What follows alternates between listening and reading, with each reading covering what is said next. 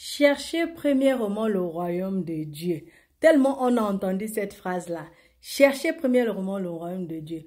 Comment on fait ça? Comment on met ça en pratique? C'est ce que je vais venir te montrer maintenant. Si tu n'es pas encore abonné, abonne-toi pour qu'on puisse se fortifier ensemble. Et allons-y. Cherchez premièrement le royaume de Dieu.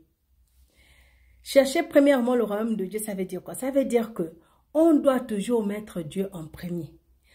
Peu importe ce qu'on fait, peu importe où on est, peu importe comment on se sent, peu importe ce qu'on reçoit, peu importe, Dieu doit être premier. C'est pourquoi Jésus nous dit dans Matthieu chapitre 6, verset 33, « Cherchez premièrement le royaume et la justice de Dieu, et toutes ces choses vous seront données par-dessus tout. » Chercher le royaume de Dieu veut dire s'intéresser aux choses de Dieu. C'est s'attacher aux choses d'en haut. Comme Colossiens chapitre 3 verset 2 nous le dit. C'est-à-dire s'attacher à sa parole, s'attacher à sa volonté, s'attacher à son œuvre. Il faut chercher le royaume et toutes ces choses vous seront données par-dessus. Ces choses sont mises pour la nourriture, les vêtements, le mariage, les enfants, le voyage, le visa, la percée, la réussite, tout ce que tu veux, les affaires, le travail, la promotion, tout ce que tu veux, la guérison. Si tu cherches d'abord le royaume de Dieu, tu auras par la suite tout ce dont tu as besoin. Parce que Dieu sait ce dont tu as besoin. Dans la prière, le Notre Père, on commence par adorer le Père, notre Père qui est aux cieux. Que ton nom soit sanctifié, que ton règne vienne, que ta volonté soit faite sur la terre comme au ciel. Ensuite, on expose nos besoins. Donne-nous notre pain quotidien. Le Seigneur montre par cette prière que l'on doit d'abord adorer Dieu avant de demander son pain quotidien et non l'inverse. Malheureusement, on demande le pain quotidien d'abord et avec insistance, sans d'abord adorer Dieu. Il y en a qui disent, moi je suis fatigué, tellement je prie ce Dieu-là, je ne vois rien se passer. Tellement je prie ce Dieu, je suis déjà fatigué, je vais laisser tomber. J'ai même déjà abandonné. Il y a quelqu'un qui me disait la dernière fois, je ne crois plus à ce Dieu-là parce que depuis que je prie, je ne vois rien se passer. Mais ça dépend de la relation que tu as avec Dieu. Il est écrit, cherchez premièrement et non chercher occasionnellement ou chercher au besoin ou chercher quand cela te plaît. Mais chercher premièrement, tu ne dois pas penser d'abord à toi avant de penser à Dieu.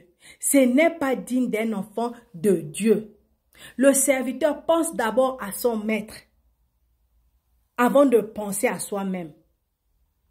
À ton réveil, ou au cours de ta journée, ou au coucher, tu ne dois pas oublier que tu dois t'approcher de Dieu. Tu dois l'écouter, lui faire plaisir. Tu ne dois pas penser à ton travail, à ta situation sentimentale, à tes affaires, à ton voyage, à ta maison, à tes enfants, à ta guérison, à ta réussite, avant de penser à Dieu. Tu dois d'abord penser à Dieu. Tu dois tourner tes regards vers lui. Tu dois tourner tes pensées vers lui. Tu dois tourner tout vers lui pour que lui, il puisse te donner ce dont tu as besoin. Tu dois chercher le royaume de Dieu avant tes besoins, avant tes soucis, avant tes projets, avant tes sujets de prière, avant tout. Dieu d'abord avant tout. Dieu connaît ta vie mieux que toi. Fais ce qu'il te demande. Cherche son royaume et tu verras ce qu'il fera dans ta vie. Parce que Dieu ne veut pas que tu t'inquiètes. Dieu ne veut pas que tu sois dans les soucis. Dieu ne veut pas que rien te manque. Il ne veut pas que tu sois dans les besoins. Il ne veut pas que tu sois dans les difficultés. Il ne veut pas que les problèmes t'empêchent de prier ou de le servir. Donc, adore Dieu. Loue Dieu. Il ne veut pas que tes pensées soient tournées jour et nuit vers tes besoins et vers tes problèmes. Cela va t'empêcher de prier. Cela va t'empêcher de louer sincèrement. Cela va t'empêcher d'avoir une marche sincère avec lui. Donc, il faut savoir que si tu pries moins, si tu loues moins, tu l'adores moins, tu passes moins de temps avec lui, tu vas t'éloigner de lui. Et tu vas t'affaiblir. Et quand tu t'affaiblis, c'est là où le diable vient t'attaquer. Mais si tu mets Jésus en premier, si tu mets Dieu en premier dans tout ce que tu fais, tu seras toujours fort. Tu seras toujours fort spirituellement, tu seras toujours fort émotionnellement et tu seras fort dans ton corps parce que tu sais sur qui tu fais confiance. Tu sais à qui tu as fait confiance. Tu sais sur qui tu comptes. Et parce que tu sais sur qui tu comptes, il n'y a rien qui va te faire chambouler. Parce que même si les gens pensaient, quand les gens te regardent, ils pensent te voir en train de pleurer, toi tu es en train de jubiler. Ils pensent te voir en train de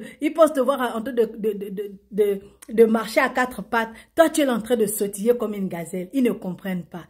C'est quand tu as une relation avec Dieu que tu sais que ton papa est fidèle, qu'il ne va jamais t'abandonner, que peu importe le plan de l'ennemi, tu sortiras de là vainqueur. Alors s'il te plaît, n'abandonne pas. Mets Dieu en premier. Il va te surprendre. Peu importe comment tu te sens maintenant, lève-toi et loue ce Dieu, glorifie ce Dieu. Remercie-lui pour la victoire qui arrive. Même si tu ne vois encore rien, même si tu ne sens encore rien, lève-toi et glorifie-le. Il ne va pas te décevoir, crois-moi, et abonne-toi. Shalom.